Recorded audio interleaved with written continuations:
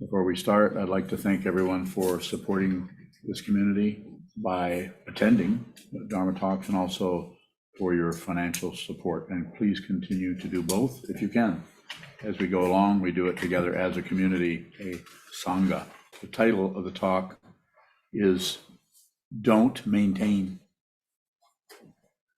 So the idea there is, as you've heard me say a few times, just observe.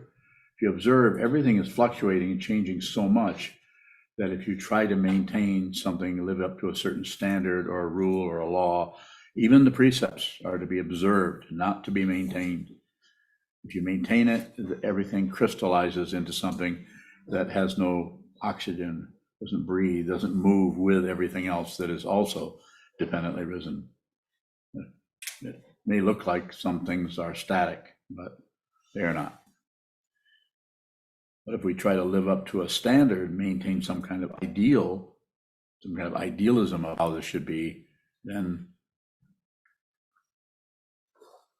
even the practice, the sitting meditation, shikantaza, actually can become solidified in a way where there's no openness. You're maintaining a state. You may have had this experience or talked to others who, when they meditate a lot, feel like they finally are settled down and are in a serene, stable situation all the time. If this is happening, I'm not saying this is incorrect. It may last for years, but it will come apart because you've actually found a way station. You found a place to just turn off and park and just sit there in that state of mind. Consciousness always finds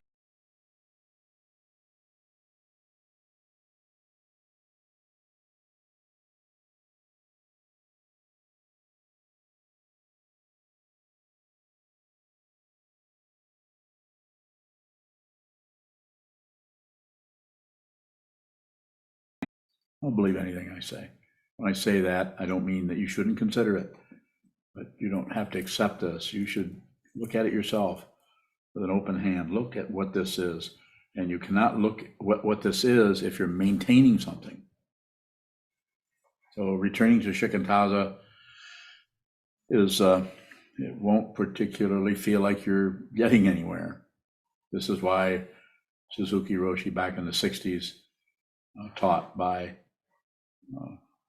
using the idea of a Zen mind or heart mind, beginner's mind. It always a beginner. We never get anywhere. Difficult.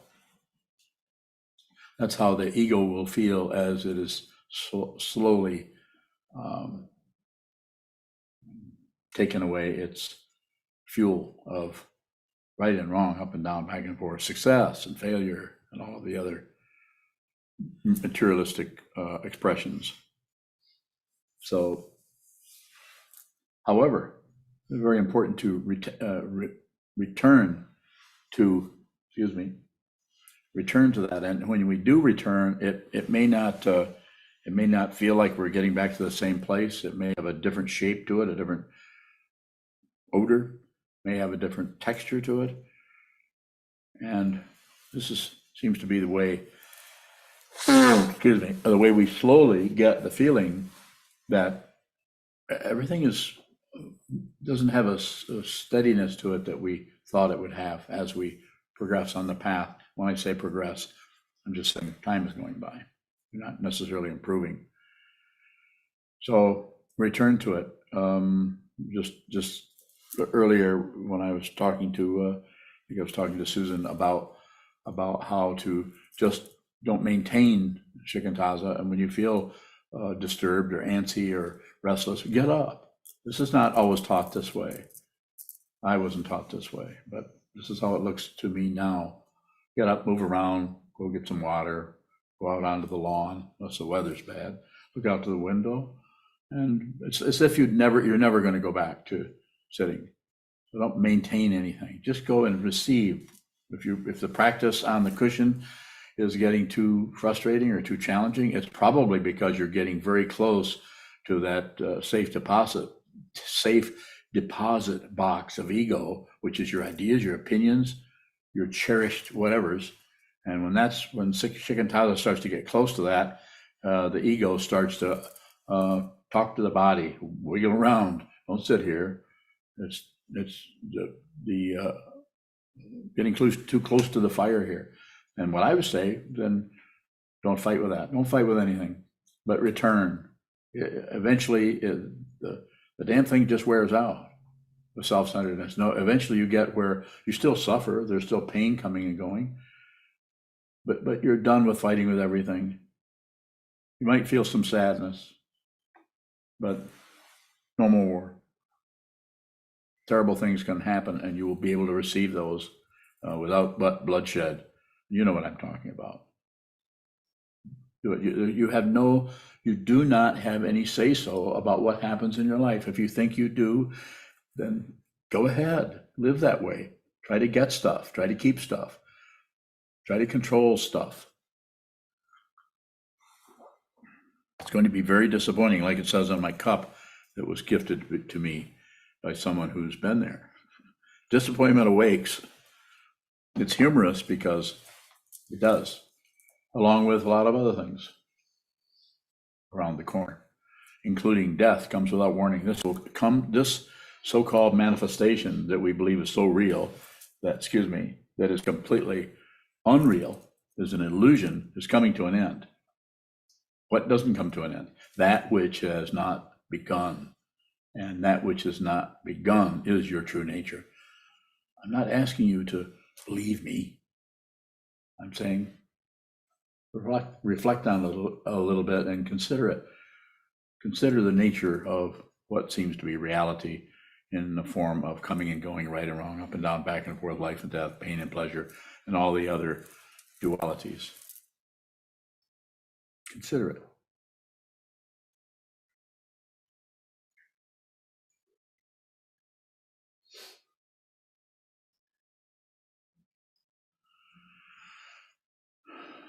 Don't maintain. If you maintain, and you can do some maintenance happening there, but that is the kind of energy that that part of the consciousness we call narcissism or ego, or that identity area that grasps at a self and grasps at an other and keeps that polarity, that seesaw, teeter-totter, going right and wrong, should be, shouldn't be.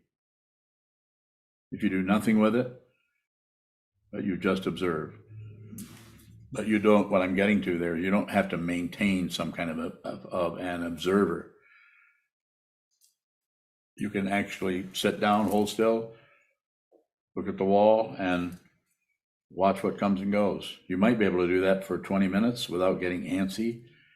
And you might be able to just receive or observe the antsiness for a little while. But if it's too challenging or too irritating or just frustrating, get up.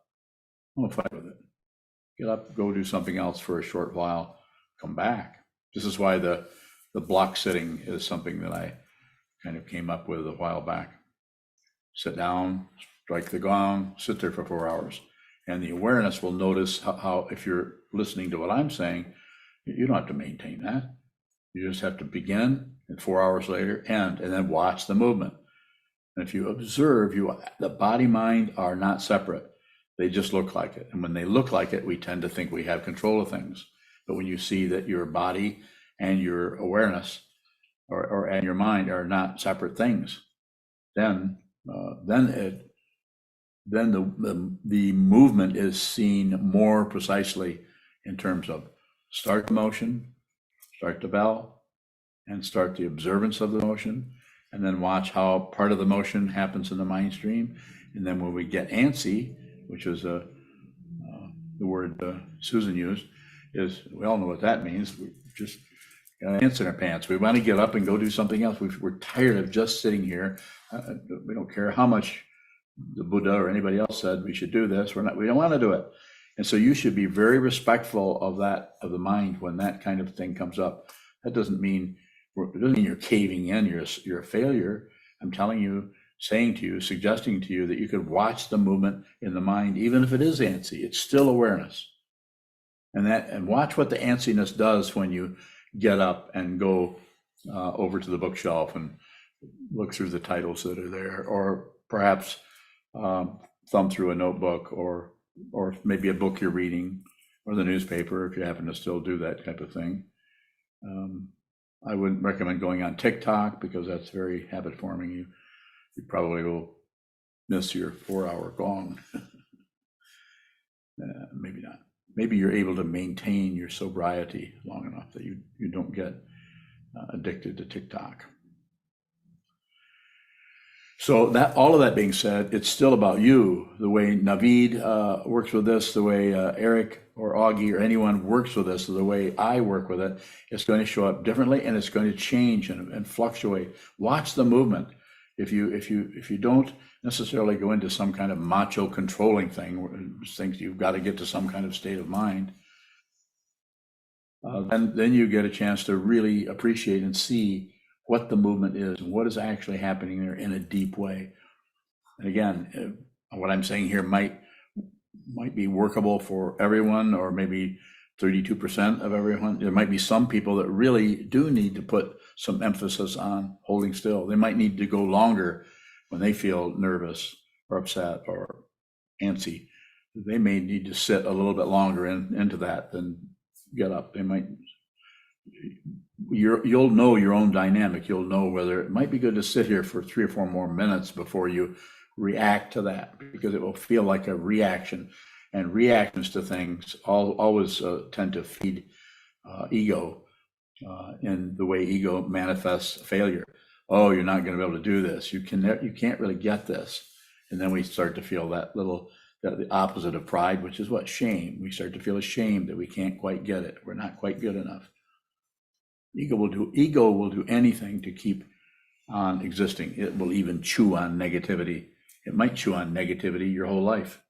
With some people with no mind training, that's how they live. They just see how they're a failure.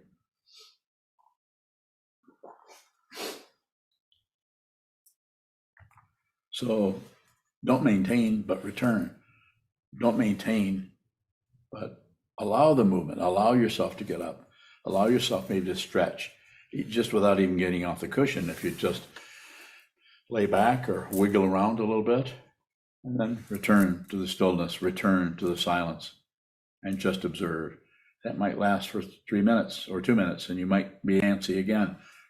Don't cover that up with some kind of a judgment of, I can't do this, or some kind of a judgment. I have to move. No, it's not like I have to move. Just move. No comment. Just move. Be genuine. Just be genuine.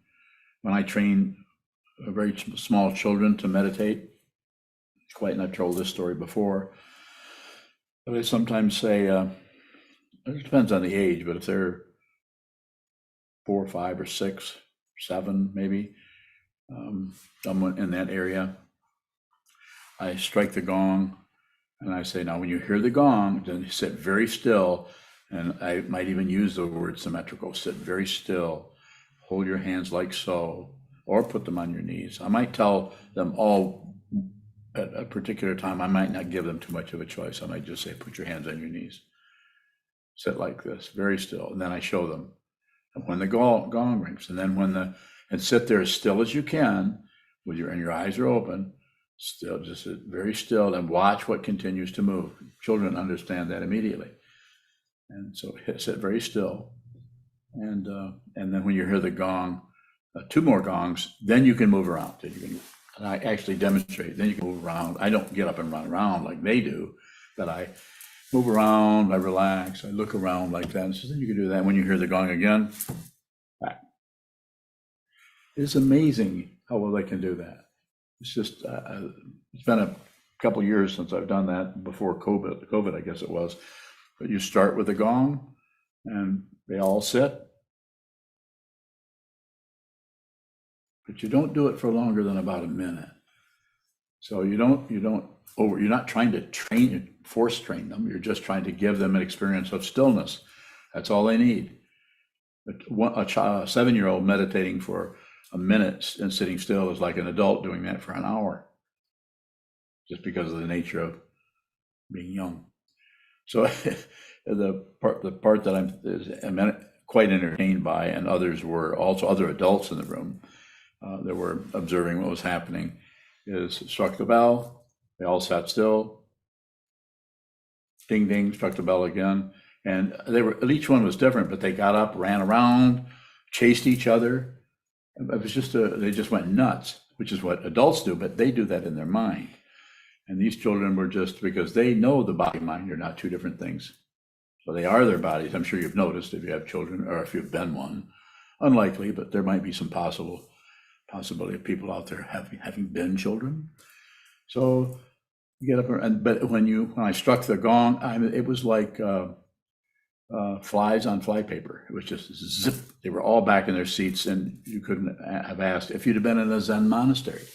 You couldn't have asked for more well-trained monks, but they only had to sit still for 1 minute, and then they all came back and were sitting, just very almost militant, but not quite. They were just children.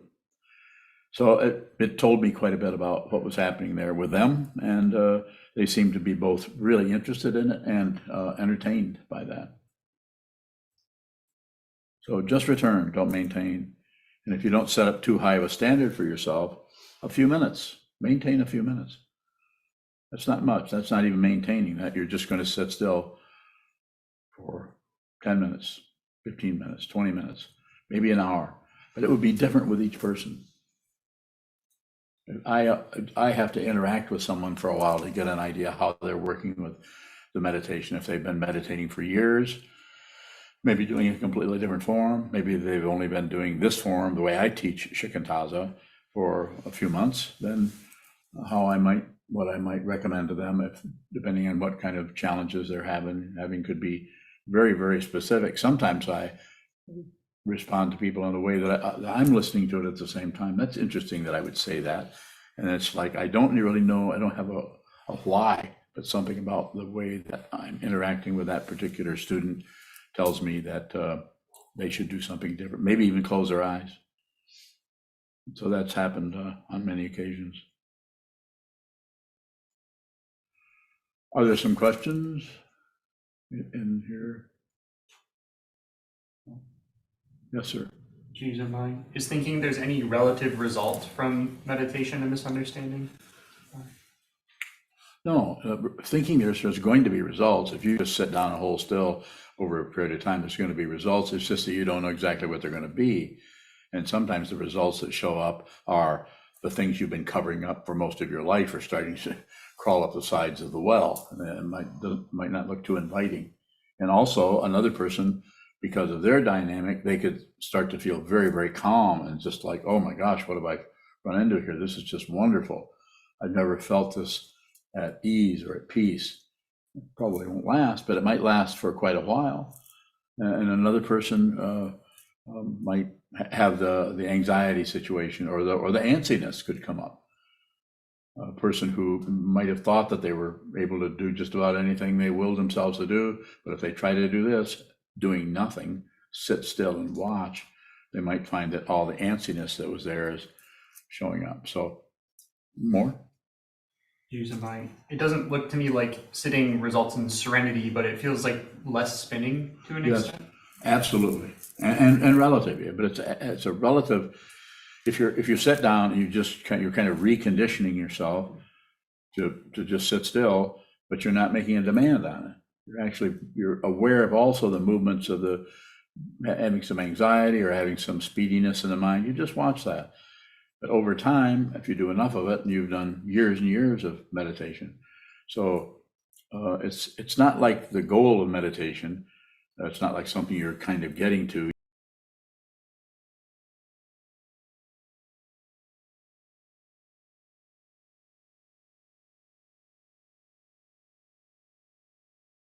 Can very likely show up as results. So there are some of those. It's just that if we go after that and grasp at that and try to maintain that feeling of steadiness or of calmness, or that's when we get into spiritual materialism and fixation and trying to maintain a state that it's not what is being taught here. So what is the path, or what is receiving when there's less sitting and more spinniness? Is it a misunderstanding to try to sit more? No, of course not. But it's different with each. It's going to be different with each person. Everyone's wiring is so it's bizarre how much contrast there is between 8 or 10 people, all the different interactions and ways of understanding. This is one of the reasons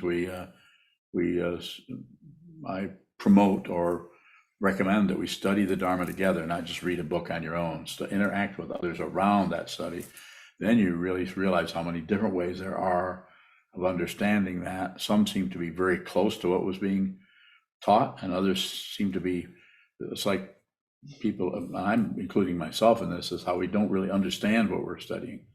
This has been my experience for years and years ago when I was studying back in the 60s and the 70s, of how hard it was for me intellectually to understand what this is, which of course makes you feel like you don't get it, or else you might think, well, I'm getting it, but I'm getting it in a different way than other people. All kinds of things happen in the mind stream. More?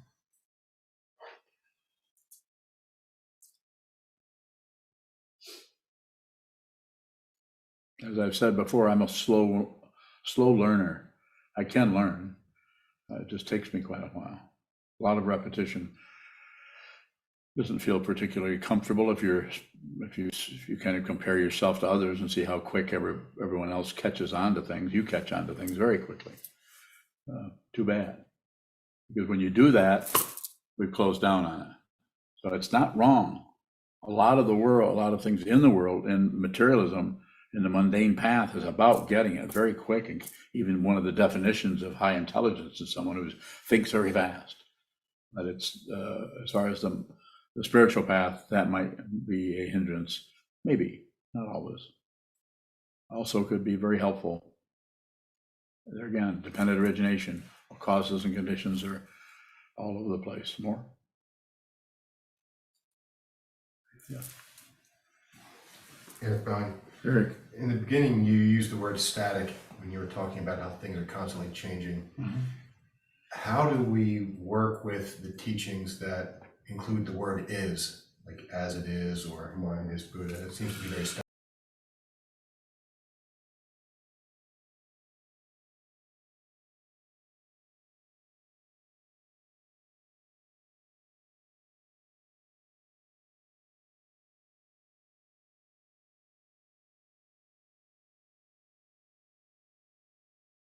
This, nothing else, empty of other. So empty of other, the other would be some kind of fluctuation or change. So it's empty of that. So what is being said is that the illusion that things are moving is what is seen as it is. So as it is, the as it isness is there, but everything is fluctuating in that situation. It's like the sky is as it is, but the clouds are going crazy. They're going here, they're going there. There's birds flying, and there's whatever other things are. Rainbows, ducks. Those are birds. So it's like the movement is there, but because we see as it is, we see that, then we see that which moves, it's like that as it is like the projection screen. If you go to a movie, it's just, before the movie starts, there's just that screen. And then all of these images come on there. And someone who sees what as it is pointing to, not only sees the ducks flying or the clouds moving, but also sees that nothing is happening. In reality, nothing is happening. What is happening is the illusion, and we are entrained by it. We're hooked by it. We're caught into right. I want that. I don't want, but I want this, but I want that. That shouldn't be happening. And I could go on and make up all kinds of stories, but I think you see what I'm saying. We get hooked on the otherness and on the rotation between success and failure, right and wrong, up and down. The movement looks so tasty. We want some of that, or else we're repelled by it. We have to get away from that. We have to stop that. It's too painful.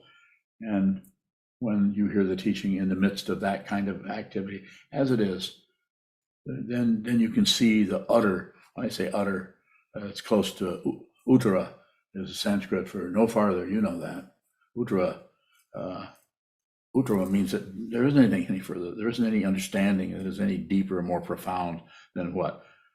This. And what is it? As it is. It's complete stillness, complete silence in the midst of the sound and the chaos of movement. So it's helping us to see that kind of teaching helps us to see the movement, the chaos, the grasping, the rejecting, and we don't have to give up on any of that. That's a different kind of mind training. It's more about don't eat anything after noon, and don't have any kind of be celibate, don't have any kind of fun. Well, that's fun for most people, and don't do anything. Instead, be very, maintain. And I'm saying that's kind of what I'm saying by don't maintain, so that you can actually see the karma that is arising in your mind stream and in your life stream as movement. And then there's a natural kind of discipline that just doesn't buy into that. It sees that it's an illusion. It doesn't mean that it doesn't taste good, or it doesn't mean that it isn't distasteful, but it sees that it's unreal. Am I getting close to what you're asking about? Or do you have more?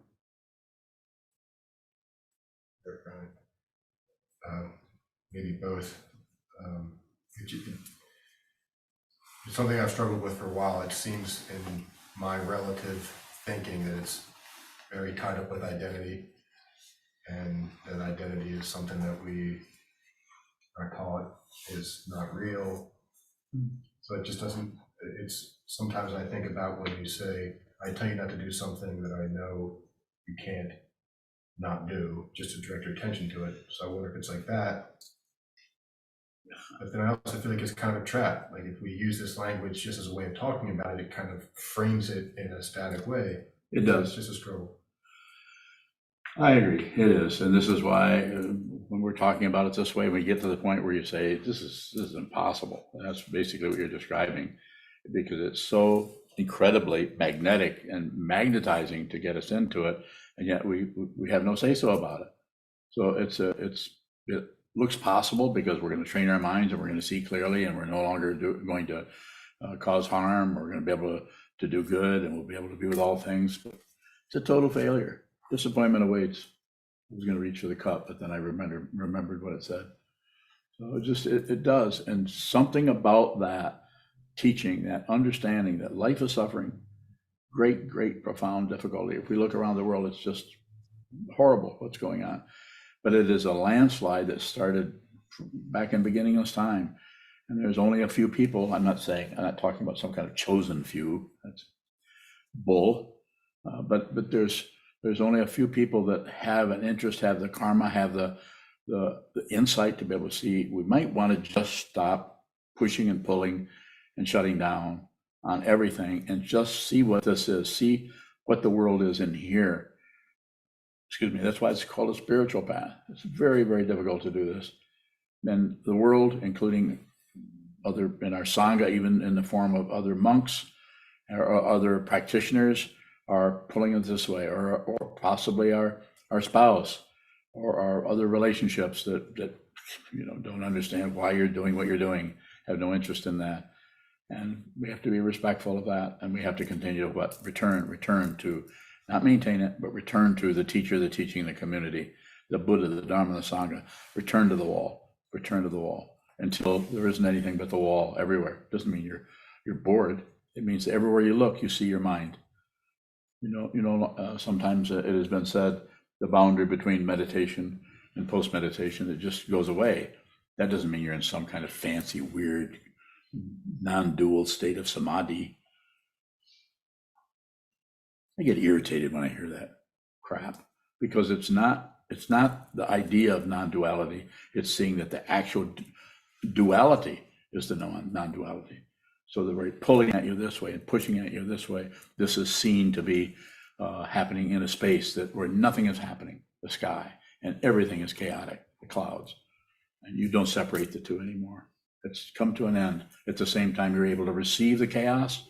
No more war. Don't fight with anything. Don't agree with anything. Don't ignore anything. You're just present. You might be able to speak about it, and you might not. And even if you can speak about it, there are people who will not understand, but will want to hear more. And then they'll not understand that, and they'll want to hear more anyway. So then it just keeps going like that. It's quite frustrating. Not for me, of course.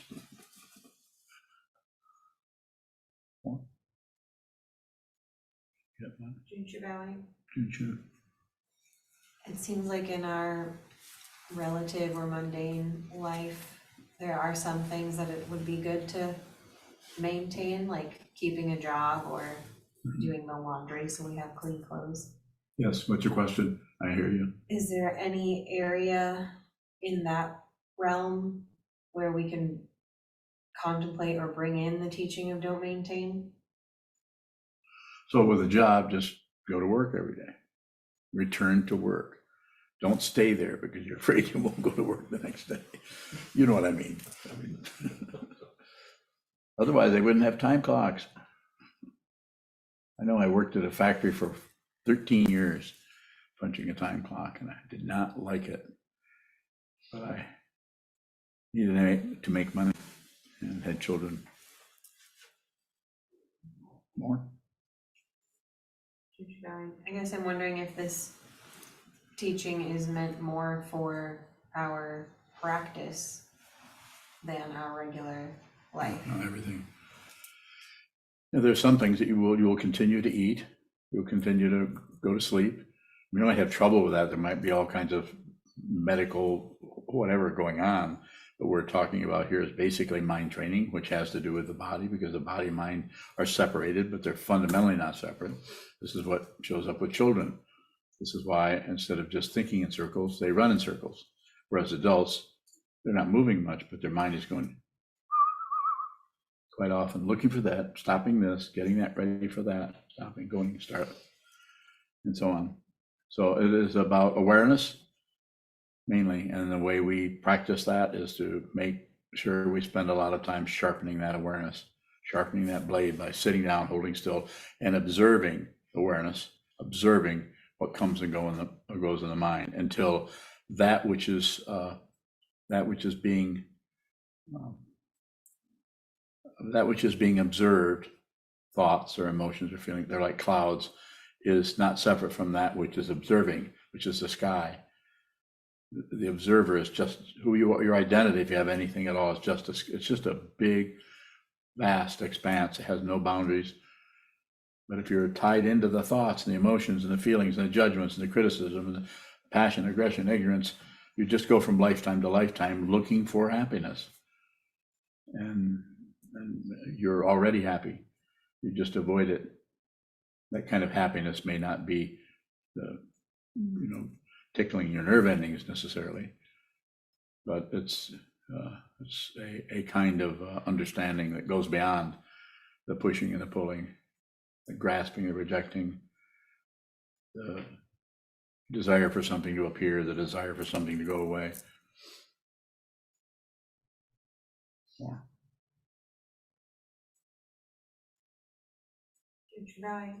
How do we see when we are believing our thoughts? So you see that you're believing your thoughts. You can see that thoughts are rising, and you can see that you're clamping down and buying into that, or you're adding more thoughts on top of the thoughts. You're making laminations of thoughts. You're further away from the very thing you began thinking about, which could have been the neighbor's loud lawnmower.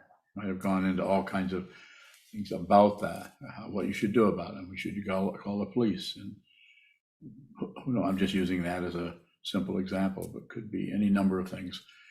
Sit as much as you can.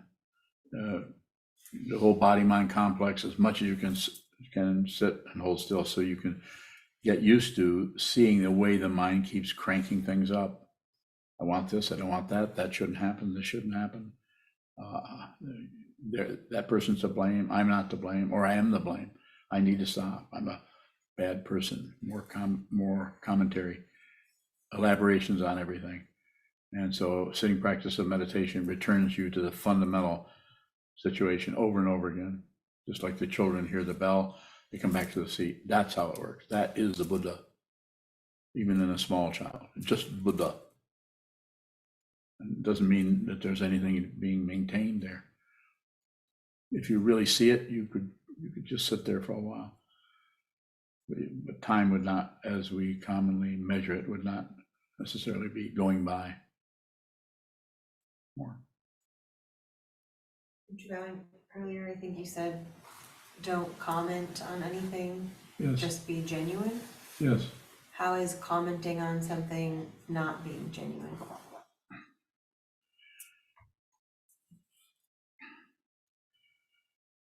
being genuine is you have eyes. Do eyes produce anything? You know, we have a nose. Does a nose produce? Well, we know about a couple things, but we're saying it basically smells or receives all kinds of things, humidity, fragrance. Same thing with the tongue, same thing with the fingertips, same thing with our whole body. And the mind also is receiving in that way, unless we're producing or generating some kind of thoughts out of being afraid or being grasping or rejecting, tied into passion, aggression, and ignorance. So genuineness would be, you're just here, you're present. You're not adding on a bunch of ideas about things. So you haven't shut off all of your senses. So you're here, you feel, and you see, and you hear, you taste, you smell, and you're just present. And even the mind is just with all of those senses. It's not particularly producing thoughts outside of something occurs. You might hear a sound outside the building and think, oh, that sounds like this or like that. I'm like somebody walking down the sidewalk. No elaborations. Might not go any further even to speculate on who it is, or you might. So it's just present. Someone walks in the room, there's no additional chatter about who they are, what they should, what they're wearing, how they're acting, what they said to you yesterday. It's just present. Genuine presence without elaboration on it. That doesn't mean that if someone says to you, how are you doing today? Or do you still have a toothache? I know you had a toothache yesterday. And then you would respond to that. Yes, thank you. It's gone away. Or I got to the dentist or something like that. So it'd be very, very simple and direct. Like it says in the Zen tradition, before awakening, before enlightenment, chop wood, carry water. After enlightenment, chop wood, carry water. So nothing actually occurs. Occurrence doesn't happen in the ultimate nature. It happens in the relative one, which is relatively true, but ultimately untrue. And we are endeavoring to, you could say, make a transition between the grasping, fighting, passion, aggression, ignorance, hope, and fear that holds sway in the relative world of all around us on CNN and everything else we can see in our neighborhoods or across the kitchen table or all of that. A lot of useless warfare. You could say useless because it does kind of seem like, why is everyone fighting about everything? Well, it's not a why question. It's a what? Dependent origination that is misunderstood and is personified or personalized by each person. When an emotion or a feeling or a thought arises in your mind stream, that does not belong to you. That is not yours. There is no ownership there. This is why the whole system that we have of blame and someone who gets in trouble, misunderstands, operates out of fear, commits a crime, we lock them up. We don't help them. We punish them. It's like the same way we tend to raise children. Not a good idea. Not a good idea.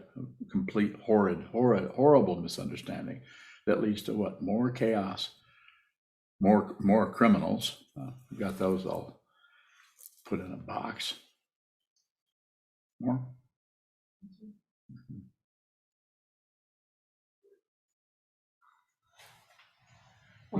Ondobai, Yes. you're saying that like when we maintain something, we're actually fighting whatever is showing up. So like in Junshu's example where, the laundry needs to be done, we're trying to maintain a house. What's your question? My question is, is it an attitude that we need to take to the laundry, for example, when we're fighting the fact that we hate to do laundry and yet it needs to be done? Well, that's very specific. So would you like me to do the laundry for you? I'm thinking about the same thing when you say sit more. Yes, And it's already difficult to get to the cushion. I'll do your laundry, you sit. I'm following. I don't mean to make light of what you're saying. It's very valid. Can you paraphrase yourself, which will give us both a different angle on what it is you want to know? Can you do that?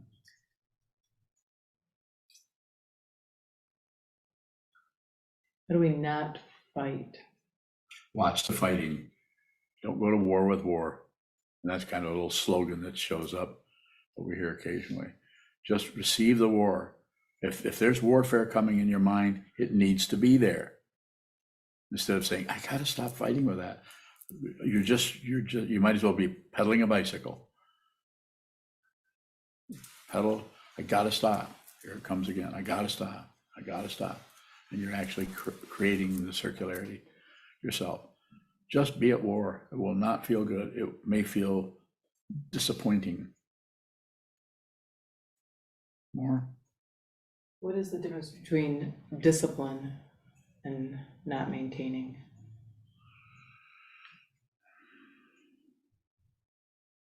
So the way I talk about discipline is that it is awareness of forms that are coming and going, rather than clamping down on one and making it be that way. Just like in this monastery, we have forms.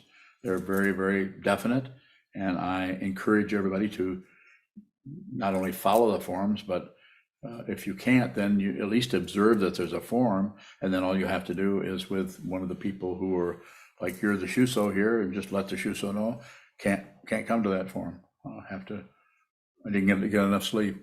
We don't come back and say, well, why didn't you get enough sleep? Are you sure you didn't get enough sleep? We trust people to express themselves where they're at. I don't know what it's like to be you or anyone in here, but I know what this is like. And so I know that I do the best that I can, but I'm not particularly disciplined in a natural way like some people are. Some people really take to these forms and really want that shape of their life so they can practice more, they can sit more, they can study the Dharma, they can study with a community that has a commonality of being very interested in what the Buddha taught down through the centuries, through all of the lineage holders, up to and including the present holders of the Dharma. And so it's about observing those. As my teacher, Kobunjin Roshi, told me, it's not about taking precepts, it's about observing them. And observing them might be part of it, seeing like you can't quite do that, maintain. You don't have to maintain, just return to it. Return to the vow. Return to the vow to be with all things. You can't maintain be with all things. It's impossible. It's really irritating to try to do that and look and see it. If anybody comes to me, anybody who's a meditator, is a student of mine, comes to me and says, how am I doing? And just about everybody does. I said, good, doing fine, keep going. Because I'm not in any position to evaluate that, even though I might see where you're having a lot of trouble or where you don't seem to be, shall we say, observing the form by actually doing the form. I don't know what it's like to be you. I have great respect for your confusion and for your clarity. Would be my way of talking about how I work with students. I respect you. That doesn't mean I'm not going to yell at you. I might, but I don't plan anything. So sometimes I'm quite surprised at the people I do yell at. Haven't yelled at anybody, have I? People are getting more upset with me because I'm getting more and more grouchy. Well, wait till you get in your 80s. See what it's like. Not easy. Shisho, you have a question? I'll get back to you if you have more. Vishwaving. Along the same lines, when you say don't maintain, do you mean not ascribe continuity to anything? You could say it that way. I'm not surprised that comes from you, but yes, exactly, precisely, and indefinitely. We can use all of the words we have for all these things. It makes it look like everything has a different shape, but that's the illusion. Nothing is separate from anything else. There are no separate shapes. It's an astonishing illusion that if you awaken from it, doesn't mean the difficulty or the challenge or the suffering suddenly backs off and you're living in some kind of a heaven realms where everything is unicorns and box turtles. But you have an understanding that goes beyond the grasping, the rejecting, and the shutting down. And it's completely delightful to be here, to be alive. At the same time you're suffering. At the same time. Not two, not one. Go ahead, Chisho. Ishwang, is ego does ego, or is ego the only thing that provides continuity to anything? But Well, it certainly is heavily at work with the illusion that will support ego either in the negative or in the positive sense of getting ahead, being successful, being smart, being handsome, being attractive, making your way, living in an island paradise or whatever it may be. But it also supports that in terms of negativity, of being wrong, of being harmed, of being hurt. You're the one that was not treated well. You're the one who was not respected or was controlled or did this and was thrown in prison because there's no real kindness or respect in society in general. There's the illusion of that to some extent. More, Chisho? Ishwang, yeah, I was just wondering if it's only ego that provides a continuity, whereas nothing is continuous. Everything is changing all the time, and it is.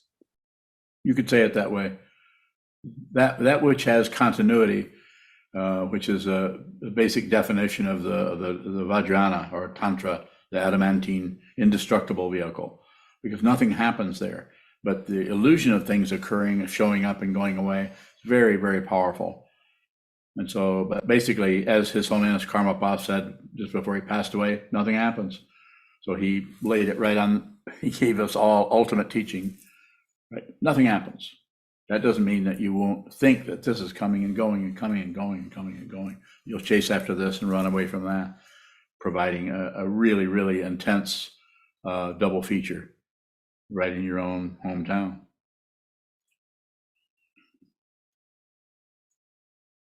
Susan, don't you have a question? Come on. Kick it up. No? She's gonna run away.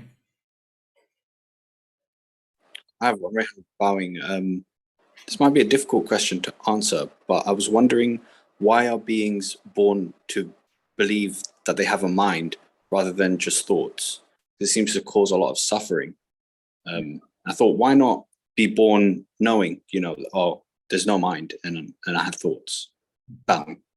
Yeah, I just think it's a matter of dependent origination, grasping at this. It's the three poisons of pushing, pulling, shutting down, and hoping for one thing and fear of something else. It's just quite a mess from the point of view of trying to get anything to settle down. So I don't know if we can come back and find a first cause for what you're talking about, but you can find this personally if you practice and train your mind. You have to do a lot of it.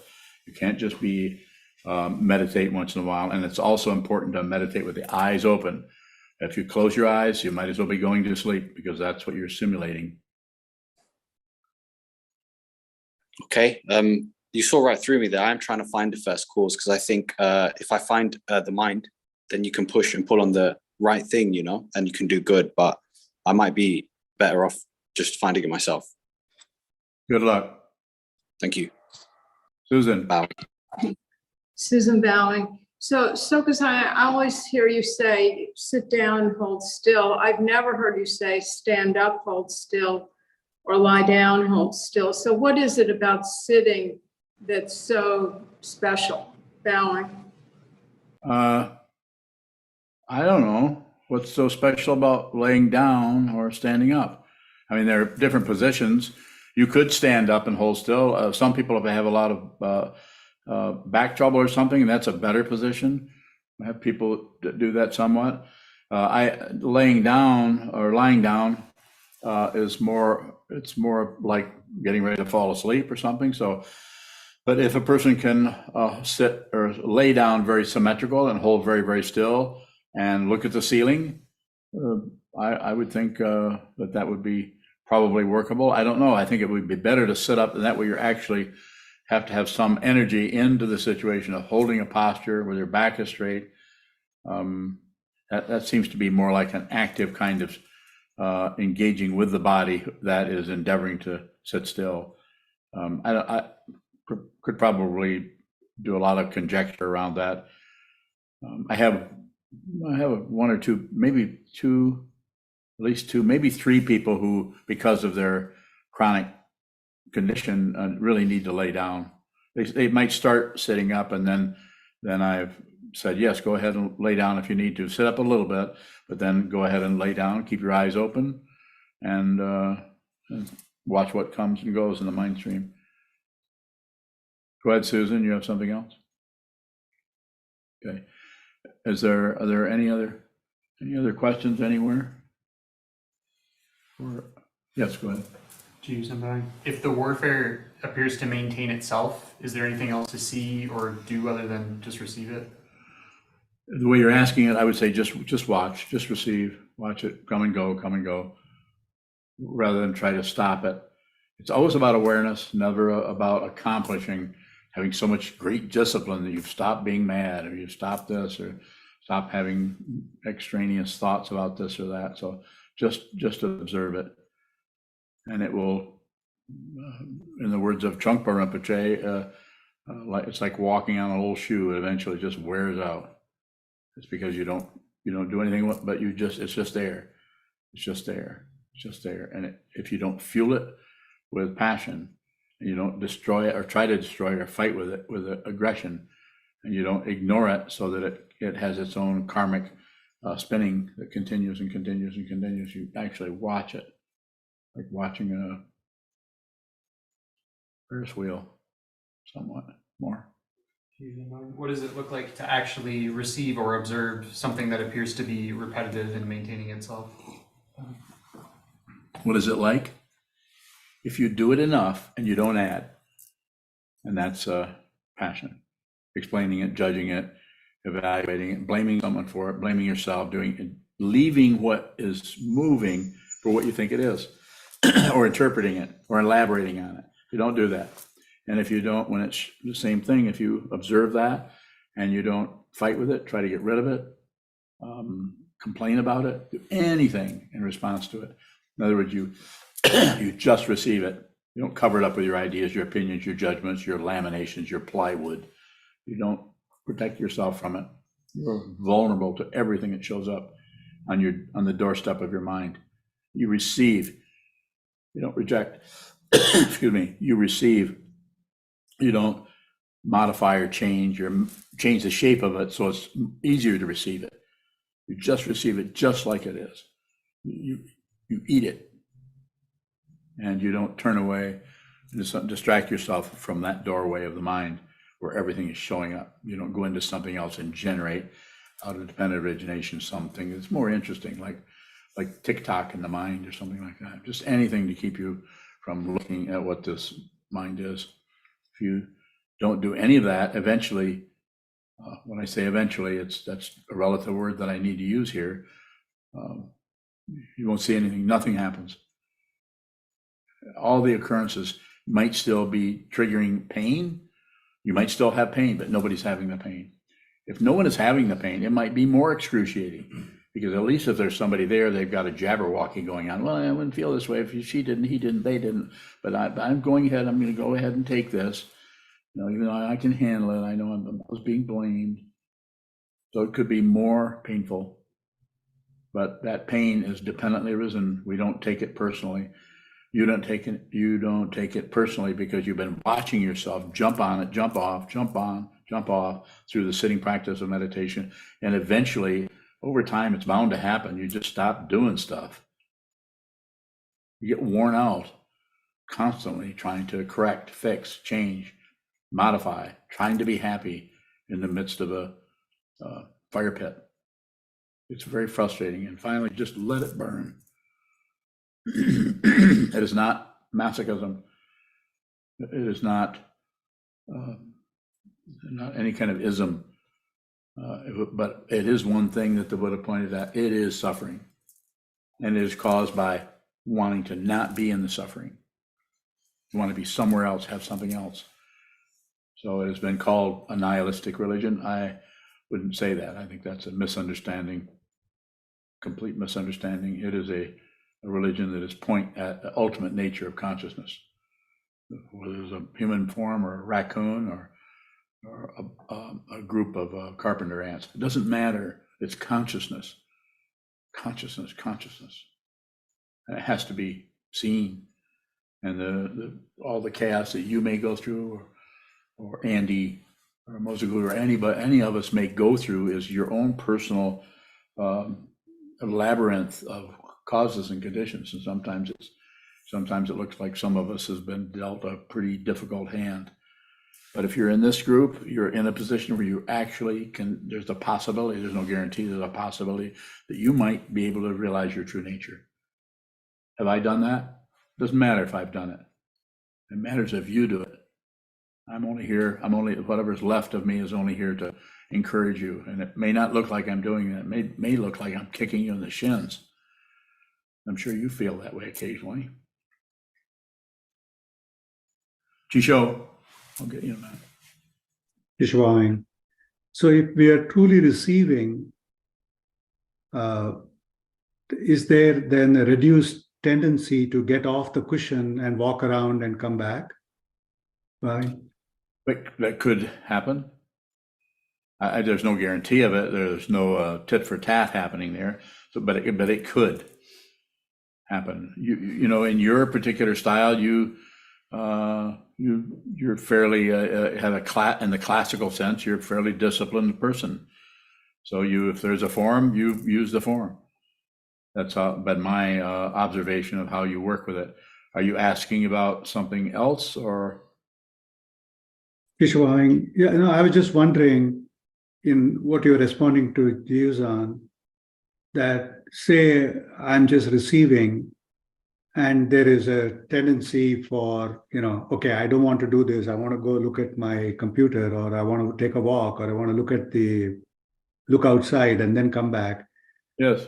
Does that tendency tend to reduce if I'm truly receiving? Because I guess when I'm receiving, even if it's a leg pain or back pain or something, it'll just be something I'm receiving, isn't it?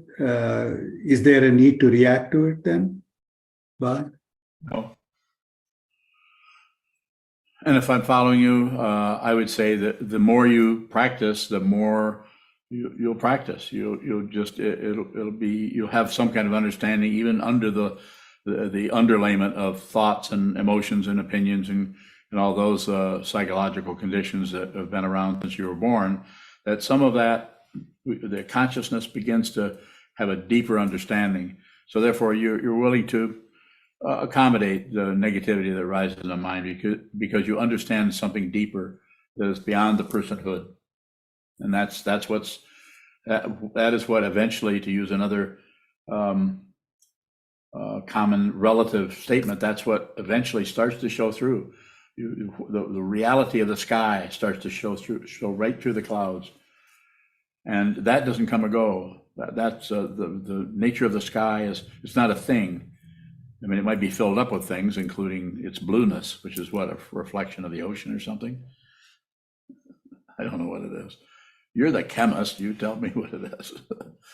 But colors and those are illusory. Just like a rainbow it is an amazing illusion that has to do with the nature of light.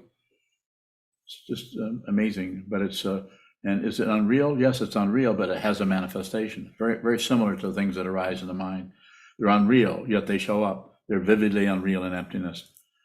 And so we can in the midst of a chaotic world and chaotic kitchen table or driveway or over the neighbor's fence, or we can train our mind to see clearly and not create further chaos in the world. But the world may not show up. Your relationships may not show up. Your job, your society may be very, very challenging. Go ahead, Chisho. Ishwang, just a personal question. For example, in the last week when you were at the retreat, whenever you were there in the seat, say for the morning sit or something, you didn't get up, did you? Bowing. Well, I eventually got up because, nature calls. And nature really helps out old people by calling. So, but during a much longer set was the Ango last February. And I think I managed to, when I say managed, I didn't do it because of an act of will. It's just like, it could be more lazy. I'm sitting down, it's a lot harder to walk. So I just stay here. But it's not about some kind of discipline. I am not in the classical sense, like possibly you are. There's several other people. Sokuzan is also able to sit for long periods. Other people, Ondo sits for long periods. And there's other people, I don't mean to leave anybody out but there are people who can who just sit still for long periods of time. I am not one of those people so much, wouldn't think of myself that way. It's just that been doing it a long time. So it's maybe more ordinary for me. I don't know. Sure. Susan, were you raising your? Susan Bowling. So Sokuzan, it seems like you have this enormous amount of patience. Do you think we really understand all of what you're talking about, Bowling? Of course. Why would you keep coming back here if you didn't understand? Of course you understand. That's why I often say, what do you mean? Because I want to hear what I just said. And you'll tell me by the question, I understand what you thought I said. I don't even understand what I'm saying. When I say that, I mean that.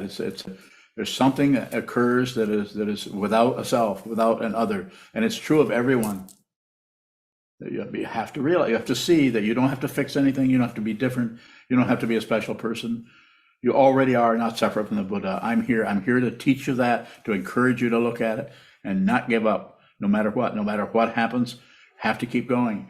If you use some incident or some event to turn and go another way away from the Dharma, not a good idea. You don't have to believe any of this stuff. Just listen to it. Just smell it, taste it, hear it, smell it. I said that. Think it. Feel it. Feel this. But I'm not particularly patient, I don't think. Unless you think I am. I'll take that. Am I patient? Incredibly. I'm incredibly patient. Am I patient? Just because I put up with you? Eric, am I patient? Eric gave me the SokukoJi mudra, which is, no, it's not. I'm not really putting up with anything. I'm not saying that it couldn't show up as patience as you practice the paramitas. But my way of saying, just don't do anything unless you have to. If you don't have to do anything, you're going to appear quite patient.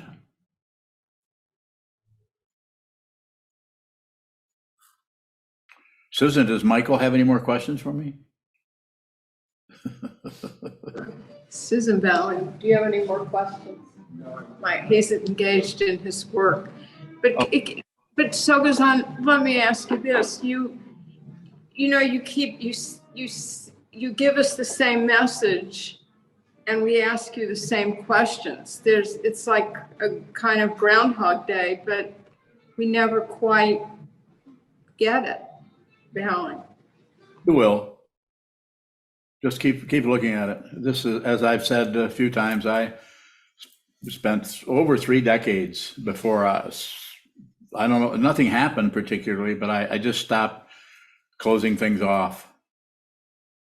So it wasn't an actual occurrence at least that I know of. I don't remember it, but that caused me to begin to teach. I guess that's what I call myself a Dharma teacher. Dharma means the truth. And that's what it looks like. I'm looking at that, so I don't have to think things up. But this doesn't mean that I'm somehow free of the First Noble Truth, free of suffering. The suffering can be very intense in this old man. Not only the pain of alternation, the pain of the composite are all have my attention. Is there a final question, either in here? Christine Bowing. Let's go ahead, Christine. It's not a question so much as a dilemma I'm hoping you can help me with. I have a caterpillar in my bathroom. Yes. I see it as potentially two things. Yeah. If I put it outside, it's cold here in the Northeast, it might not make it. Should I just do nothing? Bowing? What did the caterpillar say? I couldn't quite understand with my baby finger what he was saying, but I think just leave him alone. Yeah. Well, he's in your bathtub, right? A little corner of the wall. Corner of the wall. Well, I don't know why. Is it? Do you know what kind it is? What color is it? Beige. Beige. So let me check caterpillar experts. You know about bugs, don't you? I don't know about a beige caterpillar. Does anyone know about beige colored caterpillars? No, no one knows. So I think, I don't think that's, wait a minute, it says, Jen Ziegler says, put him in a plant. Yeah, that's not a bad idea. Okay. Yeah, just like, Thank you. don't you have several poison ivy plants? You could put him on a plant and then let him decide. I mean, it's assuming it's a him. It was a serious question. I was really mind boggled what to do. I usually, if I find a bug, if I can, I kill bugs. Sometimes they're bothersome. I just, like the trunk Rinpoche once said at the retreat center that I went, I think it was 1975, and in the Rocky Mountain Dharma Center, there was flies everywhere in the kitchen. People fix food, and we're eating in the meditation hall. And and there's outhouses out there and everything. And people said, sometimes people would even go, right in the shrine room we're told, don't kill bugs. It's pretty confusing if bugs driving you nuts. You don't get rid of it. But he had them put up fly strips. This is going to sound kind of silly. It did at the time. He had people put up fly paper. And then he says that's their choice. And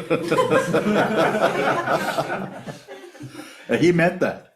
He would say, "We'll put that up, and that way it's their choice." But I said somebody had to go and buy those fly strips. Somebody had to hang them up. So I have a feeling that somebody's karma was totally destroyed, perhaps. But anyway, you could take. I don't think there's a right or wrong to that. It's just the idea that you're concerned about that little form of consciousness. I would think putting him on a plant, like Jen was saying, it sounds like a good idea. Or take him outside, and he probably knows more about climate change than you do. Very good. Thank you so much. Hi, my name is Sokuzan, and I'm one of Sokuzan's monks. Sokuzan so freely offers his love to us and his wisdom through these talks, and never asks us for anything in return. If you value what he does and what he is and want them to continue, please visit our donate page at SokukoJi.org. Thank you.